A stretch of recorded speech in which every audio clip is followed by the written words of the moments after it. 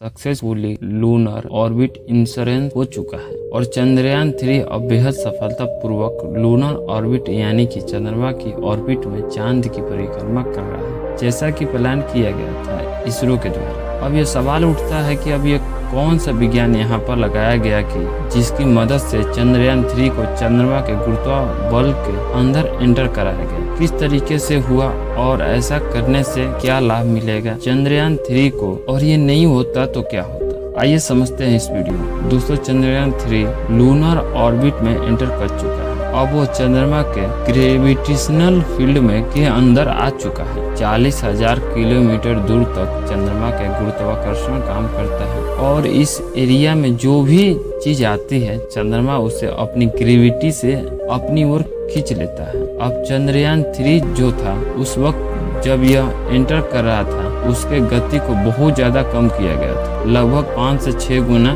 गति को कम किया गया था और इसके वजह से ही चंद्रमा के ग्रेविटी में एंटर कर पाए। देखिए, यहाँ पर बहुत ज्यादा चैलेंज थे इसरो के सामने। ग्रेविटी के हिसाब से तो हमने बना लिया रॉकेट, पर अब इसे भेजना है चंद्रमा के ग्रेविटी के अंदर, तो हमें कैलकुलेट करना होगा कि इस गति से उस समय यान वहां पर उस ग्रेविटेशनल फील्ड में अंदर चला जाए। अगर गति तेज हो गई तो स्किप करके आगे चला जाएगा, अगर गति स्लो हुई तो हो सकता है कि वो धीरे धीरे चंद्रमा के तरफ सीधा चला जाए और क्रैश भी हो सकता है, और गति तेज भी हुई तो तब पर भी क्रैश हो सकता है। इस केस में बाकायदा इसरो के टीम मिशन ऑपरेशन वाले जो थे, इनका एक ऑफिस रूम होता है जहां पर बैठकर पूरी नजर रखते हैं तथा यहीं से ट्रैकिंग करने के साथ साथ यहीं से कमांड भी भेजा जाता है। इसरो ने अपने पुराने मिशन चंद्रयान 1 तथा चंद्रयान 2 के नॉलेज को लेते हुए तथा उस जानकारी को ध्यान में रखते हुए इसे सफलतापूर्वक चंद्रयान के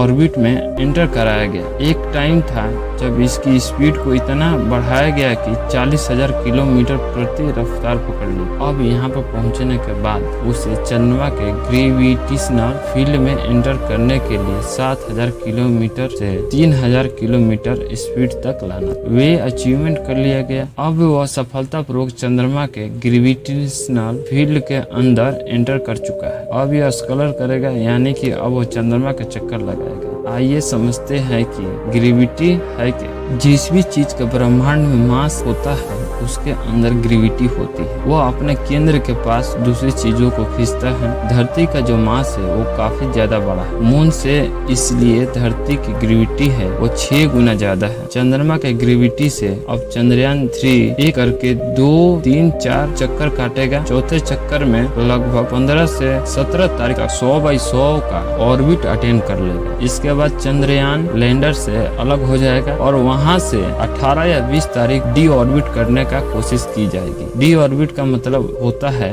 उसे ऑर्बिट से निकालना तथा सतह पर लैंडिंग कराना। ग्रेविटी हर चीज को अपनी ओर खींचती है। चंद्रयान 3 को भी खींचेगा, लैंडर को भी खींचेगा। खिंचाव को रोकने के लिए क्या करना होगा? पहली चीज, इसरो को चंद्रयान 3 का पर्टिकुलर एंगल बनाना होगा और धीरे धीरे डिसेंड करना होगा। कहीं ऐसा ना हो कि वो अपना फेस के बल गिर जाए। साउथ पोल है जो चंद्रमा का, वहाँ पर काफी समय तक अंधेरा रहता है, कभी सूरज पड़ता ही नहीं है। हालांकि लूनर डी जब दिन रहेगा तभी से उतारने की कोशिश की जाएगी। इसरो की तरफ से वहाँ की जगह के समझना वीडियो कैमरा इमेजेस कैप्चर करेगा, उसमें जो ऑन बोर्ड लगा रहेगा उस इमेज तथा वीडियो को एनालाइज करेगा और समझने की यहाँ पर उबड़ खाबड़ समतल या नहीं, और इसके बाद वो गाइड करेगा। यहाँ पर इसरो के कमांड सेंटर से कुछ नहीं, वह सिर्फ देख सकते हैं क्या कर रहा है चंद्रयान, और उसके बाद वो धीरे धीरे डिसेंड करेगा। वह सही जगह चुनने के कुछ देर तक वह हवा में उड़ता रहेगा जब तक स्कैन करके